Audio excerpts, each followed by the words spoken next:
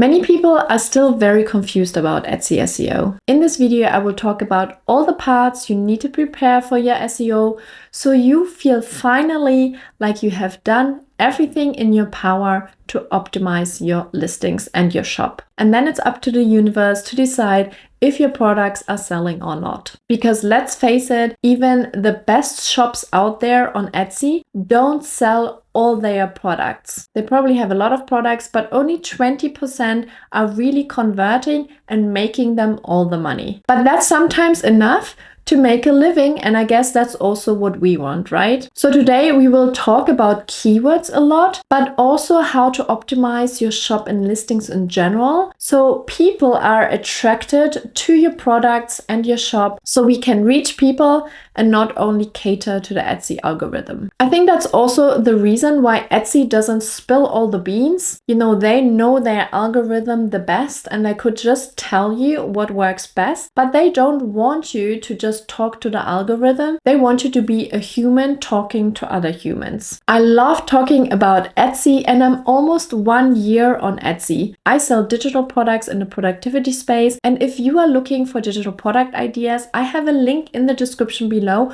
with 50 different ideas you can take inspiration from. And if you haven't started your Etsy shop yet, you can also find another link in my description which gives you 40 free listings when you open your Etsy shop. So let's get started. I start with 2 basics before we even think about SEO. I make it very short, but it's something which is really important before you even think about SEO, and that's A, to find a good niche, and B, to create a cohesive brand. I don't want to go into much detail in this video because this would take quite a bit of time, but if you want to know more about finding your niche, let me know in the comments down below and I make an extra video about it. And once you have found a niche, treat your Etsy shop as a brand, and that means that you also have to think about your overall branding. You know, what is your vision of this shop and your products? What's the mission? What's your why? Why are you creating these digital products and how can they help others? Create a logo, a banner, and templates, or so-called mock-ups for your listings so people can really recognize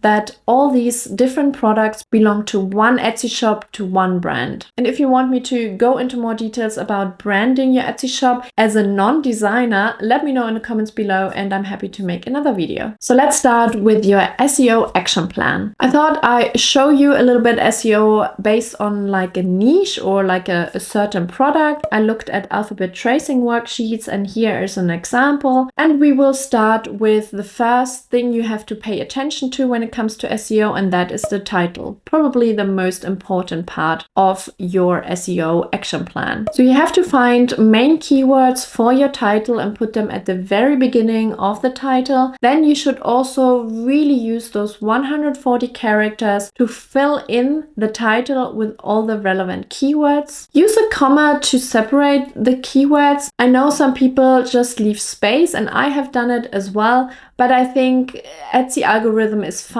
with even mixing around some words in your title, but it is also easier to really recognize a long tail keyword, and that means at least 2, maybe 3 words or more, and then Etsy can cater that to the audience. And when you want to find keywords for your title, I would really look at competitors, especially bestsellers, even bestsellers who are newer on Etsy, because then you know it works, and you don't have to copy their titles, or I would say don't copy their titles. Just take inspiration, look at the keywords they use, put them maybe on Etsy or in a keyword research tool like eRank and see how much search there is for. And this way you can create your own kind of chain of keywords for your title. Let's jump to tags, which are also very important. And here I would say take a few of your keywords from the title and put them in the tags as well. So you kind of repeat maybe 3 or 4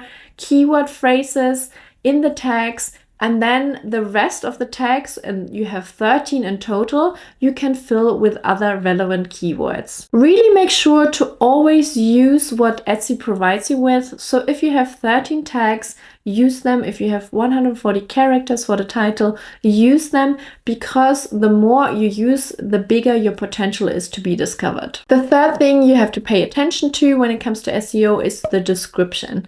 And it might not be as important as the title and the tags, but it still is relevant. And what I would do is take 3 or 4 keywords from the title, from the beginning of the title, and incorporate them in your description. And don't just put them there, but really have a text which people can read. So the keywords are repeated in the text, but what is more important is that the description is really readable and humans can resonate with it. In the description, you can also put more information like the size of a downloadable, for example, or anything the audience needs to know. And if you have a related product, or maybe even like a bundle of a product, you can also put a link in the description. That doesn't necessarily help the SEO, but it helps people to discover more things from your shop. So the next part I actually want to talk is about categories, and maybe some people don't really think about it, but when you have a few listings, really categorize them in like different topics, and these topics can be keywords as well. That is an extra layer for Etsy to know what your shop is all about. And again, we are all about maximizing and optimizing your SEO for your shop and your listings, so categories is just another opportunity to put more keywords in. Then you also have the about section. When you scroll down on a shop, you find a little bit information what the shop is about. And yes, maybe not a lot of people look at it, but again, it's another opportunity to put some keywords in for Etsy to really know what your shop is about. And then also for humans, if they want to get to know you a little bit, they can read more in the about section. Something fairly little, but there's also a description of your Etsy shop under your Etsy name. And this one is actually quite important, and you should really think about what keywords you can put in there. There's not a lot of space. So for example, if you are creating worksheets for homeschooling, then make sure you have the word worksheets and homeschooling in your little title. This also helps humans to really identify quickly what your shop is about. Not every shop has this, but you have the opportunity to put an FAQ section onto your shop, and that not only helps humans to really identify problems they maybe encounter, or when they have obviously questions, they will be answered in that section, but it also gives you again opportunity to put a few keywords in there so the Etsy algorithm knows what your shop is about. Let me know if you know about this, but there's also an announcement bar on an Etsy shop. So that normally appears when someone clicks to your Etsy shop name, and this one can be changed anytime. So normally when you write an update, there will be the date next to it. So the more regular you do it, the better, because then people also know you're really active in your shop. So they could ask you questions, for example, and they know they will get a reply very quickly. But yeah, this announcement bar also gives you more opportunity to put some keywords in there, but also again, talk to humans. And if you want to announce anything like a sale or what your shop is about, or if you want them to subscribe to a newsletter, all these things you can put in the announcement bar. And this also helps Etsy to identify what your shop is about. And last but not least, I wanted to mention images. Although Etsy might not take, the keywords or phrases from the images, although I don't even know if they could do that. Images play a huge role in people to,